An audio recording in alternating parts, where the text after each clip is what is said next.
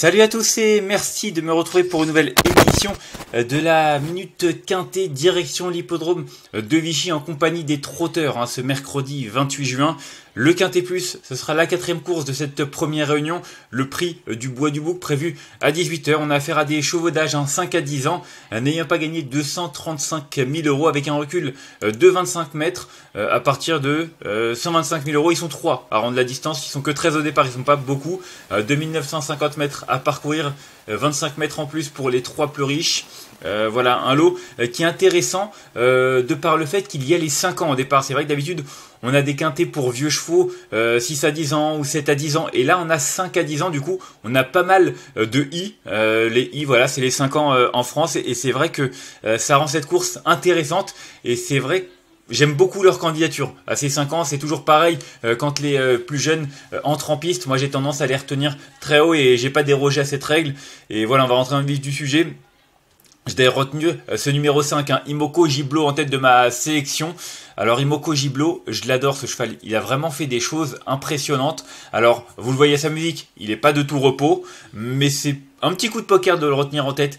C'est pas forcément une vraie base, parce que c'est un cheval qui est quand même encore un peu compliqué, mais c'est un cheval de qualité qui a largement, à mon sens, les moyens de remporter une épreuve de ce genre. Il faudrait qu'il se montre sage. Il a déjà bien fait corde à droite d'ailleurs à Vichy. Il a couru 3 fois, il a couru une seule fois sur ce parcours, il a été disqualifié, mais il avait couru 2008 Autostart, il a fait l'arrivée, donc l'aptitude à la piste, il n'y a pas de souci. Faudra juste qu'il se montre sage. Il est plaqué des antérieurs, déféré des postérieurs. C'est vrai que de temps en temps, son entraîneur le défère des 4 pieds. Là, on lui protège un peu plus les antérieurs. Alors peut-être que ça peut lui permettre d'être un peu plus à l'aise.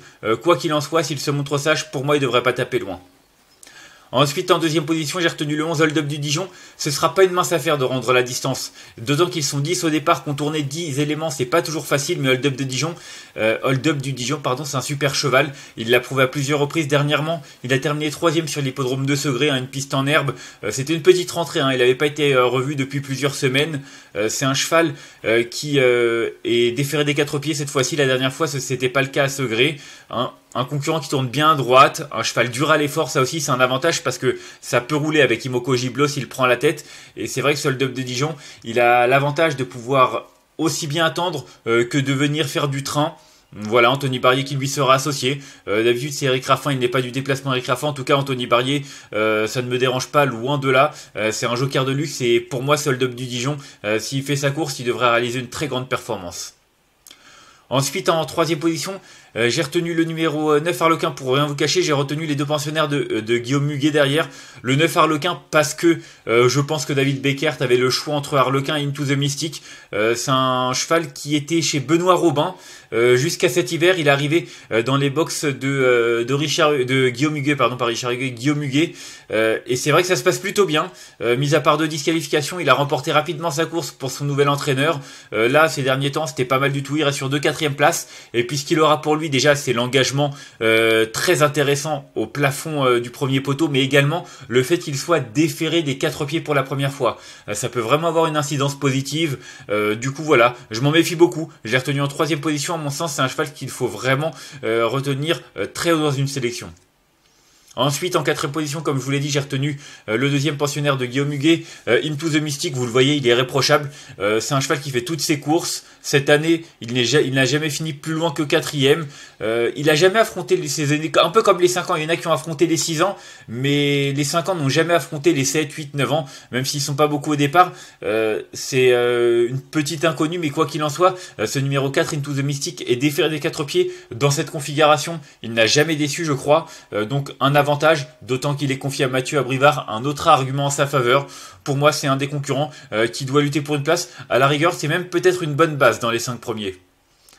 Ensuite, en 5e position, j'ai retenu le 13 Philo de Chardet, un pensionnaire de Philippe Dejarre qui a rapidement retrouvé la bonne carburation. Vous le voyez, c'est celui qui a le moins couru cette année. Il n'a couru qu'à 2 reprises et il a rapidement retrouvé des bonnes sensations puisqu'il s'est imposé dernièrement dès sa 2e sortie après plusieurs mois d'absence. Un cheval qui est déféré des antérieurs. C'est une configuration dans laquelle il se montre très souvent à son avantage.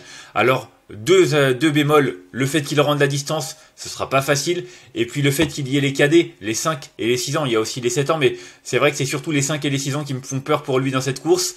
Mais bon, c'est un cheval qui a quand même été préservé depuis le début de sa carrière, il a pas tant couru que ça pour un cheval de son âge, et voilà, Philippe Dejarre qui a du déplacement. À mon avis, il s'attendait pas forcément à trouver une telle opposition, mais qu'à cela ne tienne, je pense qu'il est capable de terminer dans les 5 premiers.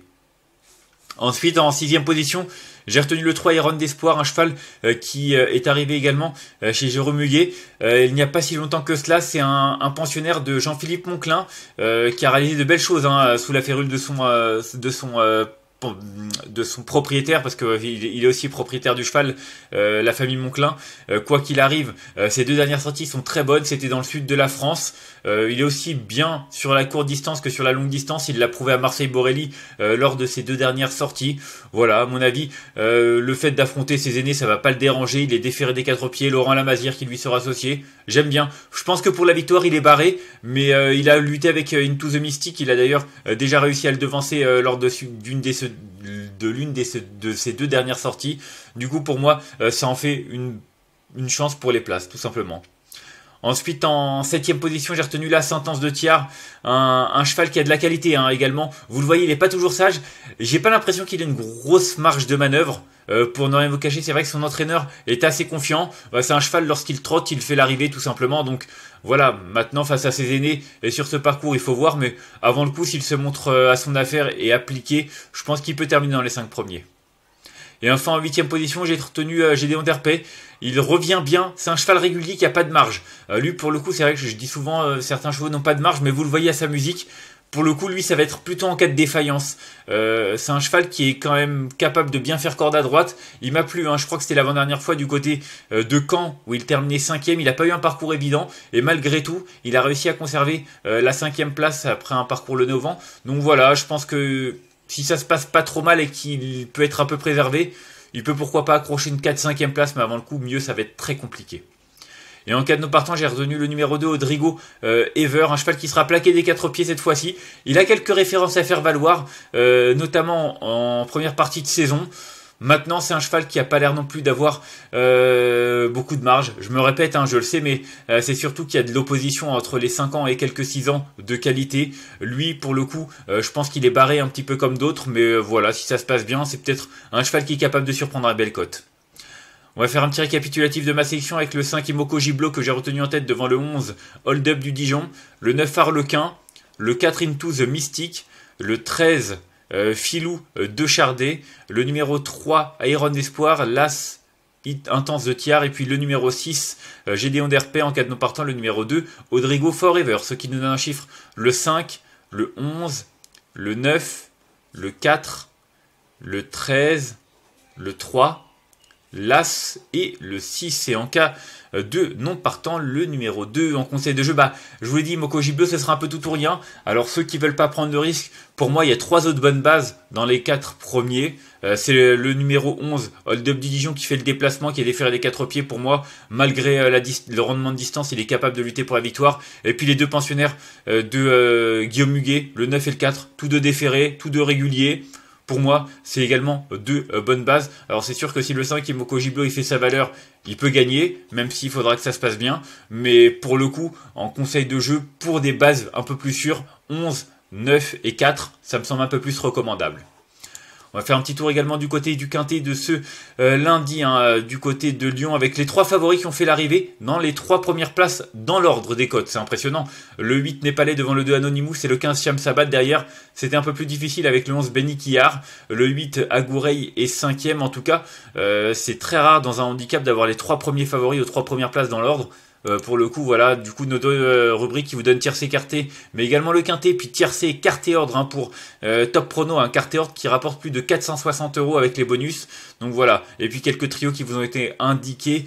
Donc voilà, si vous voulez tester ces 2 rubriques, c'est à partir de 1 € par mois. C'est l'offre découverte, c'est le premier mois et c'est sans engagement. Moi, je vous remercie d'avoir suivi cette nouvelle édition de la Minute Quintet. Si vous avez aimé cette vidéo, n'hésitez pas à la liker, à la partager ou encore à vous abonner à notre chaîne YouTube en cochant la petite cloche. Moi, je vous retrouve demain pour une nouvelle édition. D'ici là, je vous souhaite de bons jeux à tous. Bye bye.